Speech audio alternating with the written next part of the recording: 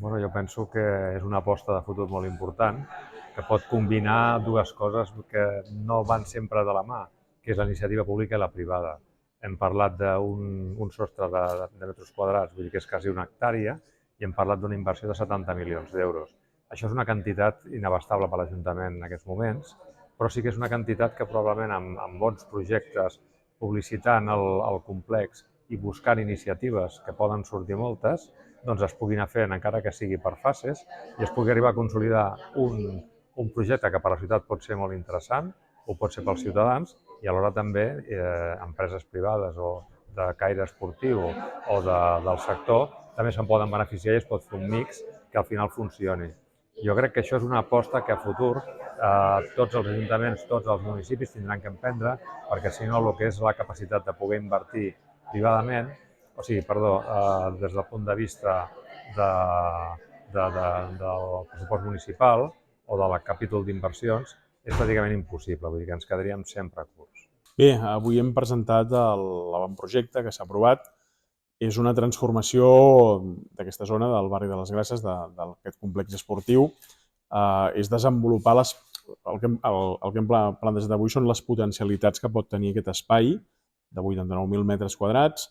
És un espai on es manté el Chepking, on suposaria el trasllat de la pista d'atletisme, on s'hi desenvolupen camps de futbol 11, on hi ha també uns pavellons on es pot practicar el vòlei, el futbol platja, camp de futbol més petit, un edifici també de residència d'esportistes, un espai també que contemplava la possibilitat d'oficines relacionades amb la qüestió de l'esport. És una transformació d'aquesta zona de les Grases i l'hem de ficar també en context, no? Veient la ciutat amb un punt de mira més ample, no només en la zona de les Grases, obrint allò el que és la visió de la transformació de la ciutat amb el soterrament. Una mica és al final, a un extrem del soterrament, al final de l'obra del soterrament, doncs hi ha un gran espai al voltant del carrer Mataró tocant a les Grases, que es transforma i que aprofita aquesta transformació de la ciutat per transformar-se també a si mateix i crear un espai de referència a l'extrem de les Grases tocant al barri de la Salut i tocant també el que és el final dels serveis del que serà el trambaix també. I bé, es relliga d'aquesta manera, junt amb altres projectes que també es desenvoluparan en aquella zona, però que això ja vindrà en propers plens quan portem a aprovació el planejament, perquè s'està treballant, s'està estudiant i s'està tenint aquell punt, aquella zona de la ciutat com un espai molt important també. Nosaltres estem molt satisfets de saber que hi ha un projecte de futur tan ambiciós. Sí que és veritat que estem una miqueta intranquil·les sabent que és un projecte que cap pressupost municipal pot encabir.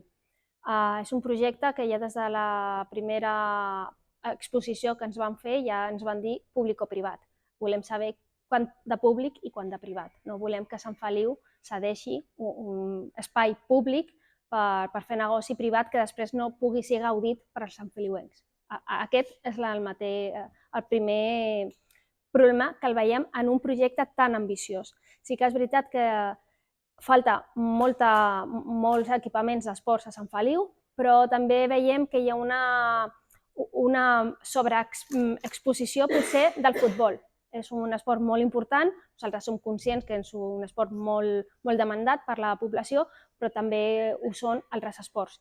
Llavors preferim potser, quan es pugui treballar una miqueta més baixat a terra i baixat a projecte de veritat, espais més diversos i que puguin ser multifuncionals. Però estem contentes que hi hagi una previsió d'ampliar equipament esportiu a Sant Feliu. Bé, jo crec que això sobre el paper tot s'aguanta, és un avantprojecte que nosaltres el que demanem és que hi hagi més transparència, que ens diguin qui hi ha darrere d'això, entenent que potser la Federació Catalana de Futbol, també que hi hagi més participació, que es presenti a les entitats i que es completi amb les aportacions de les entitats i que específicament hi hagi un full de ruta i sobretot que es garanteixi la rendibilitat social d'aquest espai, que és un espai on ara passen coses i més enllà d'aprovar avantprojectes, de saber què vols que passi en aquest espai i de quina manera i en mans de qui ho deixes. Perquè si un projecte amb un pressupost de 90 milions d'euros, que és la capacitat de l'Ajuntament en 25 anys d'invertir, doncs això vol dir que hi ha algú darrere que ha d'invertir i no per perdre diners. O sigui que això s'ha d'equilibrar molt bé quan vas a una fórmula público-privada, quin rèdit municipal, quin rèdit per la societat de Sant Feliu tindrà. Llavors això és el que volíem garantir. D'altra banda, sí que té bon aspecte aquest avantprojecte perquè cobreix a priori les necessitats tant de rítmica, tant de futsal, i això és una bona notícia per evolucionar amb aquestes necessàries millores. Però vaja, aquí no hi ha un duro de l'Ajuntament tampoc en aquest mandat, o sigui que tampoc, perdó, un euro en aquest mandat, o sigui que tampoc és una realitat a curt termini. Bé, de moment tenim sobre la taula un avantprojecte d'aquest nou complex esportiu a les Grasses. Estem parlant d'un projecte que en total suma una despesa de 70 milions d'euros.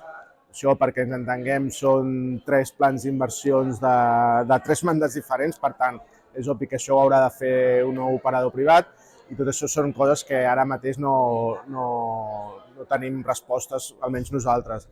El que sí que és evident que si això tirés endavant, i esperem que es pugui tirar endavant, nosaltres hem votat a favor, faria front a una mancança històrica que té Sant Feliu, que és ara actualment, per sort, hi ha molts joves i nois i noies fent pràctica esportiva a la ciutat, molts clubs esportius, moltes categories, i ara mateix és una realitat que totes aquestes entitats tenen problemes per encabir totes les seves categories als diferents equipaments. Hi ha, per exemple, entitats com la Rítmica de Sant Feliu, que no té un espai propi per entrenar, etc. És evident que aquest avantprojecte, amb la construcció de 2 pavellons, 2 camps de futbol 7, doncs alleugeria totes aquestes mancances. Ara bé, nosaltres som escèptics que aquest gran projecte el veiem acabat en un mitjà curt termini.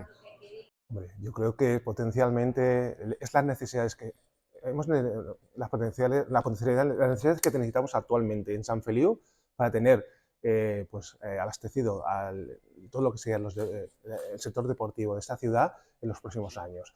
Se ha querido recoger en un mismo espacio, que creemos que es el espacio idóneo para poder desarrollarlo, y lo que hemos intentado hacer es un trabajo con las entidades también hablándolo, para ver qué era necesario. Hemos sacado un avantproyecto que lo que intentaremos a partir de ahora es trabajar para que esto en su momento sea licitado, y cuando se licite, totalmente transparente, totalmente libre concurrencia, y ver hasta qué punto podremos llegar a ver la materialización de este proyecto.